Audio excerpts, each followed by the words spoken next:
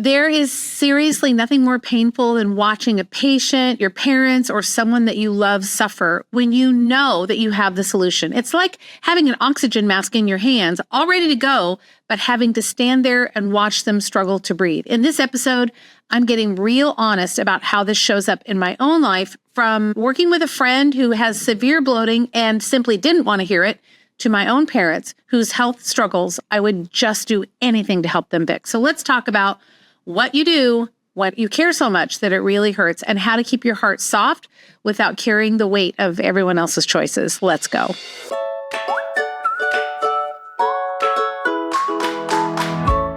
Welcome to the Clinical Entrepreneur Podcast. I'm Rhonda, your no fluff, tell it like it is business bestie for wellness practitioners just like you who want to build a practice you love and make a bigger impact and a little money while you're at it. So if you're ready to ditch the overwhelm, attract your dream, ideal patients, and finally run your practice with complete confidence, you're in the right place. Each week, we're tackling things from programs to patient retention to marketing strategies that actually work, sprinkled, of course, with a little sass, a lot of heart, and the step-by-step strategies that will help you get there. So grab your cup of coffee, your notebook, or whatever keeps you going, and let's build a practice you love and a life you love together. I'm really glad you're here. I've got a little bit of a heartfelt podcast today.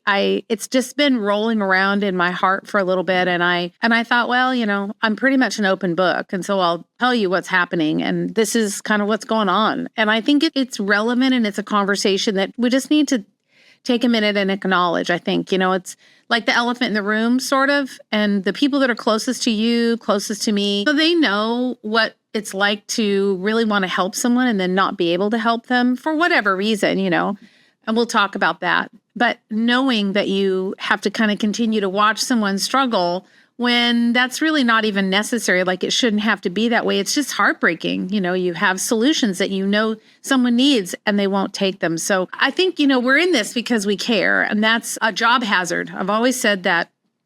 Our heart to care for people is definitely a job hazard. It's our superpower, but it's also the thing that is our kryptonite, kind of at the same time.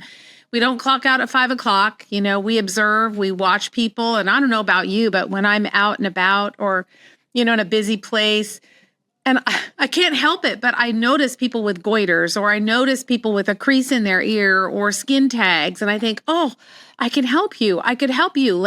And if you're a chiropractor, you notice spines. We just have eyes for the things that we're familiar with and what we know about. And, we so badly want to help everyone, and that just doesn't always work. So there was a couple of things that happened. One was I was just out of town on a little family reunion, took my kids and my parents to a beach, Airbnb on the beach in San Diego. Met a good high school friend there that my parents hadn't seen in a long time. We just had a really wonderful time. But while we were there, we're all in the same house for 3.5 days, all 20, some of us. And we had a great time. But there was some things that were kind of hard for me. And I kind of had to sit with it and be okay with it while we were there. But then I needed to process it for a little minute when I got back. But I think all of this really kind of hit home. Situation with my parents, which I'll share about in a minute. It kind of started, probably a month ago.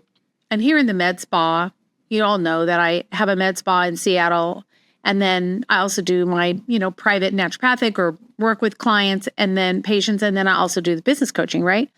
So I had a friend come into the medical spa, and she wanted a treatment done. And as she was talking about it, I noticed as I was, doing the assessment or in the room, I noticed that she had a lot of bloating. It was very obvious that it was bloating. There was no flat stomach. There was none of that. I knew that that's what it was. And so she said, well, I just feel so fat all the time. And I said, okay, her legs weren't fat, her arms weren't fat. She didn't have face fat. It was just all in the belly. And that was why she was in. She wanted the treatment. And I said, well, do you feel, fat, or do you think it might be some bloating? She said, I don't know. It just seems like I don't eat much because I don't know why I'm gaining weight and getting fat, because I don't eat much, because every time I eat, I don't feel good. And everything in me is screaming like, girl, I can help you. Like, this is not a fat problem. This is a diet problem. This is a gallbladder problem. This is a HCl problem. Like, I'm in my mind, I'm like screaming at her, but I don't, in my outside voice, I don't do that. I just said, it sounds like maybe your digestive system isn't working, and that might be causing this upper digestive bloating. And she said, oh, no, that's not what my doctor said. My doctor said that, this is just, I'm just gaining weight and I just need to get more exercise. I didn't know what to say. It's like getting rejected on a first date or something. I don't know. And she's a friend. She knows what I do. And it just, I don't know why, maybe it was just that day, but it just took me back. And I would say, at first it kind of hurt my feelings. But then I thought, okay, well, it wasn't intentional. She's not intentionally being mean. She just doesn't know. But she clearly was not interested in what I had to say, even though she knows I am like more than qualified to help. And it's this beautiful thing that we want to help people. But then the flip side of that is it's kind of a curse, because then our wired in desire to help can sometimes just, kick us right where it hurts, because I'm offering my help. I'm giving her the life ring. I'm saying, here, I can help you. And she just says, no, basically, I would rather go on a PPI or something like that, So now I'll tell you the story, what happened with my mom. So we were at this Airbnb in San Diego, as I mentioned. And my mom does not listen to these podcasts. So this is why I'm telling you this, because she will never listen. She does not even know how to start a podcast or, find it. So I'm safe. So my mom, we're sitting around and the view is beautiful and the house is fairly quiet, with all these kids and adults. We were just kind of sitting there chatting, and she starts to tell me about having these episodes. And, my ears perk up. My mom is 83. And I said, episodes? I said, what's going on? And she said, oh, well, she said, I have these episodes that happen. And I said, well, what happens when you have these? And she said, well, I can't talk and my mind just goes blank and I don't know where I am. And I'm disoriented and I need to sit down and like the world is not right. And I'm like, my gosh, you're having a little mini stroke is what's happening. And she said, she goes on to describe them, is that, and I'm like inside, I'm like, no, what is happening? Why did I not know this? What? You know me, you know what's happening? And she said, oh, I have had so far this year, and at the time of this recording, it's in May. She said, I've had 4 or 5 this year. I said, what? She goes, yeah, for 2 of them, I went to the hospital, but they said there was nothing they could do. I'm biting my tongue. I don't even know what to say. My heart hurts. I'm afraid for my mom and I'm mad of all this emotion happening all at the same time. And she knows what I do. And I thought, I don't know. I'm like, my heart was broken. Like, she's going to have a stroke. My dad's not going to be able to care for her. This is where my mind goes, right? She's going to be paralyzed. She's going to be in rehab. They're going to kill her in rehab, and that's how she's going to die. You know how we do. We always race to the very worst possible conclusion, and that's kind of what happened. And so I honestly, I kind of quickly finished the conversation, and I just let her know, I don't even remember what I said, honestly, because I was just in too much shock about the whole thing. And again, I'm thinking, I can help you. But the hard part is watching someone struggle when you know that you have the solution. That's the hardest part, because she didn't want to hear what I had to say. And I knew that, or she would have asked. So I literally had to keep my mouth shut and I couldn't say anything. And I just kind of excused myself from the conversation and went out, and I ended up going for a little walk because I just needed some time. And as I was out walking, I thought, there's probably other times in my life that I do that, where someone is offering me advice and I think I know better. It would be like telling your real estate agent, no, I know how we need to list this property. Like, I am 100% sure how we need to list this property. You let me do it. Well, that's their job to do it. I would not have any business telling someone how to list my house. I don't know. It's your area of expertise. So then as I was out walking, I was kind of processing all of this, and I thought, okay, well, why? why do people say no? Why do they resist the help? If I have a life ring or I have a solution and they don't want it, why? Why do they do that? And I started to think about why they would choose the hard way. And I realized that I might not be wired like everyone else. And I don't think you're wired the same way, because you are clearly, you're listening to the podcast, you're taking action, you are an action taker. I already know this about you. You listen, you do. I hear you, all y'all give me feedback all the time about the podcast and how much they help you. And so I love hanging around with people that are not complacent, that don't sit on their hands and just wait to make a decision, that you're ready, you're going to take action, you're going to make a decision. But I thought, well, why is it that someone would stay sick or they would not accept help? Like, I have the life ring for you. You're out in the water drowning, and I'm standing on the edge of the boat looking down at you. You're drowning, and I have the life ring, and I'm going to throw it at you, and you're going to be fine. And they say, no, I'm just going to keep kicking for a while. I do not understand that. So this was my musing as I was out on this little walk. I thought, okay, why is it that people don't get better? Well, I came up with several things, and when I got back, I wrote them down. So here's my list. The first thing that I thought of is they're just afraid of change. They're afraid that maybe if I work with someone that they're going to make me get rid of my favorite foods, or going to put me on a bunch of pills, or I'm going to have to change my life, or afraid I won't fit in with my friends. I want to go to a barbecue and I won't be able to eat, and I'll be one of those weird people that just has to eat weird food. So fear of change is one. And another one that I thought of was just being comfortable because their illness is familiar. It's familiar to them. Like, they have an emotional attachment maybe to the illness. And we've seen this, right? They don't feel like they have an identity. Their identity is being ill. Their identity is being sick. And when I thought about that, I thought, I think that's probably my mom too. And I've talked about her before, like in Clinical Academy on our calls and whatnot. She's in kidney failure, and her EGFR is like 40, 44. She's like stage 3, right?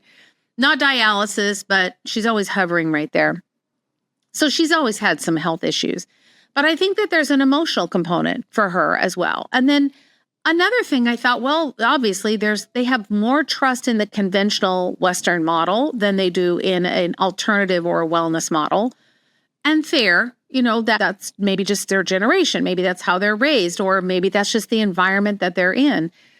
Another thing that could be, I don't think this was the case with my mom, but I do think that it's a case a lot of times, is that people just get overwhelmed with options. Because, social media is definitely our best friend when it comes to providing wellness advice. If I did everything that I ever saw on social media about making some pineapple drink and chopping up cucumber and mixing it with mint and something else to lose weight, I'd be broke. The social media stuff is crazy, like all these crazy things they come up with out there. So there's maybe just they're feeling overwhelmed. They just have too many options. And then, or maybe they've even had a bad experience like that. I don't think that was the case with my mom, but maybe it was with my friend. I never even asked her about her, bloating issue. Maybe she got some wackadoodle thing from Instagram or Facebook, followed it, it didn't work. And then all of us get put into wellness or alternative medicine jail forever. And so as I was kind of working through some of these scenarios in my mind, I thought, well, they're all valid. And then that led me to kind of come to the conclusion that the best way to deal with these situations is just to have compassion. And I think in general, I'm a very compassionate person. I think you are too, because we wouldn't be in healthcare and serving people if we weren't compassionate. But I had to remember that this is really not my journey. It's not about me. And we always want to make it about us. That's the truth. But my mom not being interested in what I had to say, or my friend, and those aren't the two isolated scenarios. It happens all the time. And you all have had this happen too. Your family looks at you and goes, what do you know? I'm going to go talk to my doctor. You're like, what? What is happening right now? And it hurts. It's painful. It hurts. But I know that it's not a reflection of me. It's not a reflection of my ability as a practitioner, my clinical knowledge. It's not a reflection of that. It's more about their journey.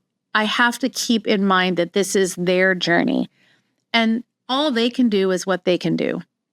And I also don't know at what point am I along the journey. The way that I thought about this, I mean, I actually went home and I journaled about it because my heart, especially with my mom, I was just so sad. I just was sad. And so as I was journaling, I realized that kind of the analogy that came to me, and it fits for lots of things, but was one of just, compassion, but also recognizing that this is just one moment in time. The interaction that I had with my mom or with my friend, it's just one moment in time. It doesn't mean it's the last moment. It's just that moment. But what I can do, and this was kind of the analogy that I saw, is that maybe I'm the one that first has to plant the seed. Maybe with my friend, for instance, maybe the thought of having an upper digestive problem was like news to her, but her instant default reaction was, no, that's not what my doctor said. But I planted a seed in her mind. And I just have to trust that that seed is going to germinate. And maybe that one dies. And maybe another person comes along later on and meets her at a grocery store. And they're talking about whatever. And the lady's got a story about her being on a PPI and how it messed her up and blah, blah, blah. And that's the second seed that gets planted. At some point, the seed is going to take root. I have to believe that it will. But then someone else has to come along and water the seed. And maybe put some cover or shade over it, or protect the seed, or fertilize the seed, and that seed, the germination of the seed could take a long time. My point is that when I looked at it, when I was able to kind of recontextualize this for myself and think, okay, I just have to know that I'm just part of a process with my mom. I'm just one little part of a process with my friend of waking her up. In other words, like opening her eyes and her mind to the possibility that there might be something out there. Because what I do is I hang on to the life ring. I guard my knowledge, not selfishly, but like I own it. I know it. Just like you own it. You know it. You're confident about your clinical ability. And I'm like, I know this ring is going to help you. I know you're drowning. Here, just take it. But I have to be willing to just toss it. And they may be the one that just pushes it aside and lets it float on by. But watching someone struggle is the hard part when you know that they just passed up the life ring. That's the hard part. But I have to allow them to be in the space and the time that they are. I have to love people right where they're at. So whether it's my mom or a stranger or my friend, I have to choose compassion and love, of course, over being judgmental, because where I wanted to be was like kind of self-righteous, almost like, what's wrong with you? Like I want to make my mom wrong. What is wrong with you? Why are you not telling me these things? You could die. What is wrong with you? And that is not how I want to treat my mom. This is obviously internal conversation. I'm sharing this privately with you. It's not how I want to treat my mom. And so that was where I came back to, like, it's about compassion. And she's not rejecting me. She just can't hear me yet. And then I knew that my job for me was to take care of my own heart. So I have to have a good boundary. And so I'm going to work better on this. Like, I think I told you this is like a raw show today. I'm going to work more on having those emotional boundaries for myself so that it doesn't pull me down. Because if I think about my mom standing out in the middle of a field somewhere having a TIA, that keeps me up at night. But I have to put those boundaries in place so that I can care about her. And I always say, I can't care about it more than you do. I say that in practice all the time. If you have a patient that doesn't want to do the work, like, oh, well, I can't care about it more than you do. But somehow it's different when it's people that you love and care about. I don't know. Not that I don't care about them. Am I talking in circles? Can you hear that I'm still like, I'm kind of working this through for myself? It's just been such a pain point over the years, but it really hit home for me. The conversation with my friend and then the TIA conversation with my mom. And she didn't recognize it as being, the doctor's like, oh, they're just little mini strokes.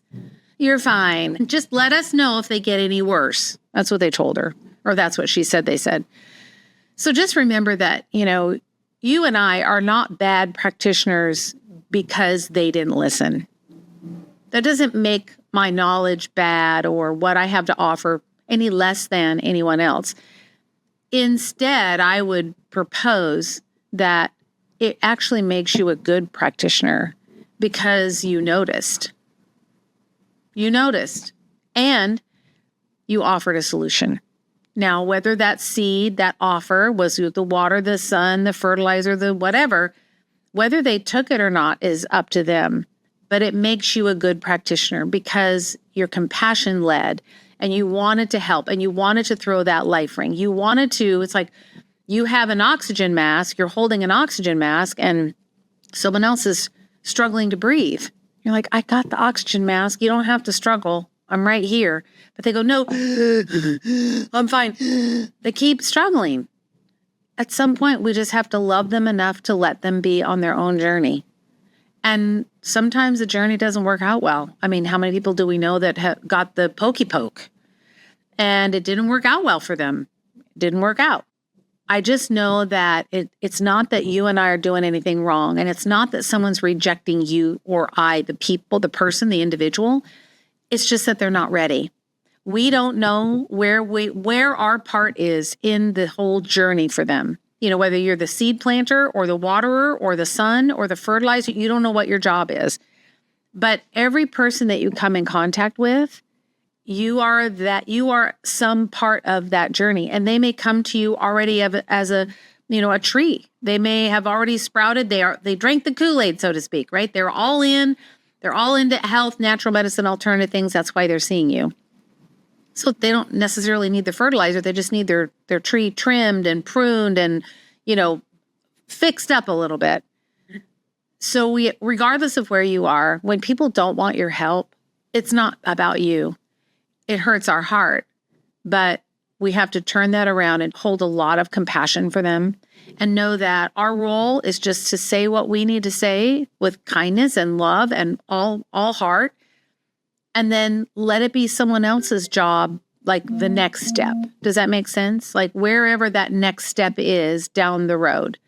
Because I don't know what that's going to look like. I don't know when. Maybe my mom will never come around. I don't know. Maybe my friend will never come around. But I planted the seed and I did what I was supposed to do. And now I just have to trust that the next people that come along will continue to water that seed. So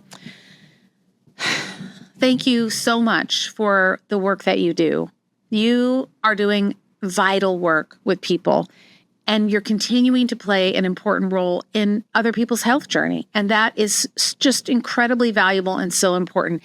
And sometimes when it doesn't feel like it's making a difference or it's falling on deaf ears, just know that you may just be offering a little spritz of water on the seed that someone else planted. You may not be the one that gets to harvest it, but you can at least do something to further that person along and help them find their next best step with whoever that looks like. Because, you and I can't save everyone, but we just have to serve the people that God puts in front of us and love them with all we have and hold compassion and space for them without judgment and without taking it personally. And I think that's the hard part when you care.